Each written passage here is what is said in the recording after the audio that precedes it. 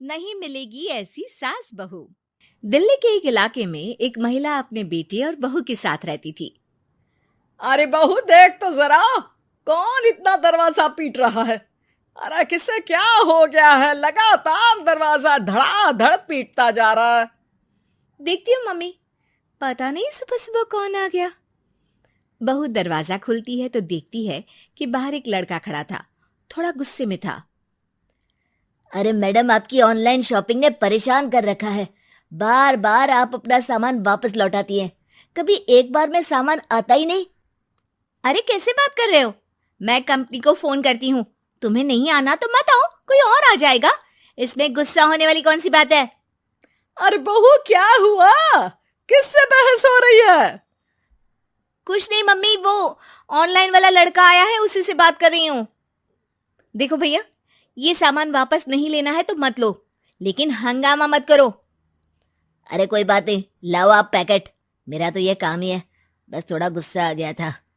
बहू अंदर जाती है और पैकेट लेकर बाहर आती है, लेकिन तब तक लड़का वापस जा चुका था। बहू को समझ में नहीं आया कि हुआ क्या। वो अंदर जाती है तो किचन में काम में लग जाती है। अरे बहू, तुम्हें ऑफिस नहीं जाना क्या? कितनी देर हो गई? किचन से आवाज आती है। जाना है, लेकिन इनका नाश्ता तो बना दूं। और उनकी चिंता मत करो, तुम अपना नाश्ता लेकर जाओ, मैं बना दूंगी नाश्ता।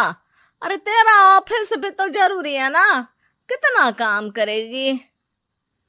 ठीक है मम्मी, जाती हूँ, रात का खाना साथ में खाएंगे। इसके बाद सास ने दरवाजा बंद कर लिया। शाम को डोरबेल बजी।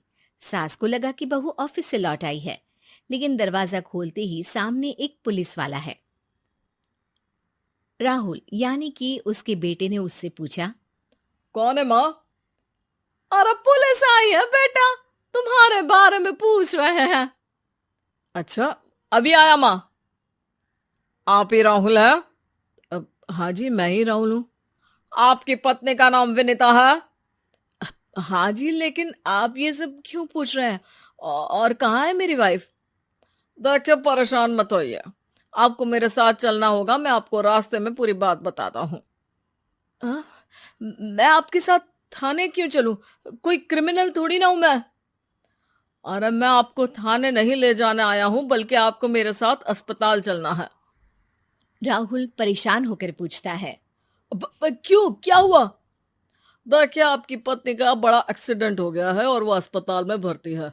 बस किसी तरह से आपका पता मिल सका, इसलिए हम आपको लेने आ गए।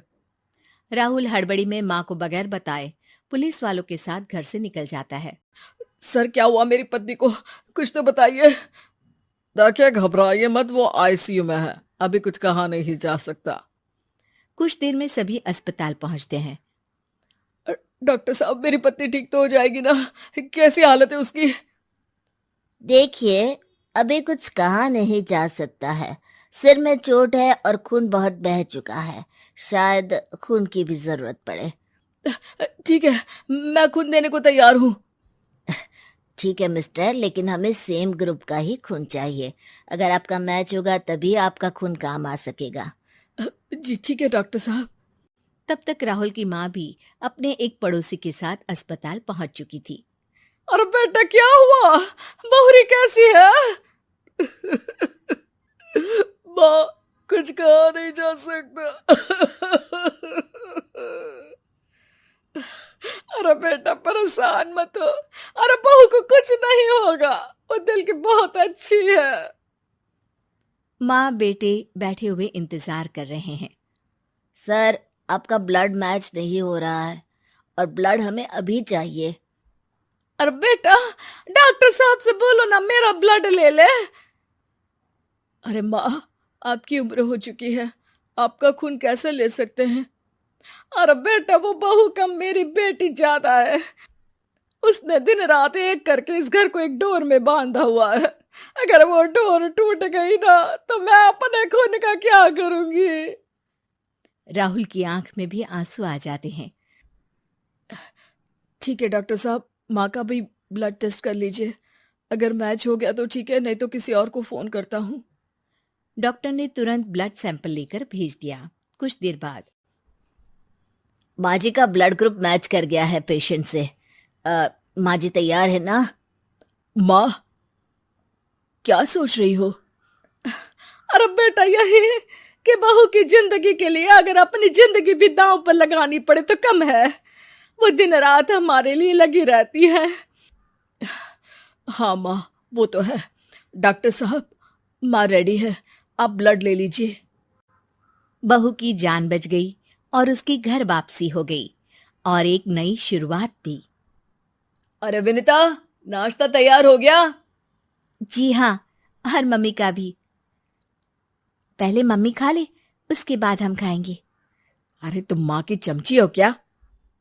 राहुल, मेरी माँ के जाने के बाद उन्होंने ही मेरा माँ की तरह ख्याल रखा है, और उस रात उन्होंने खून नहीं दिया होता तो शायद आज मैं जिंदा भी नहीं होती।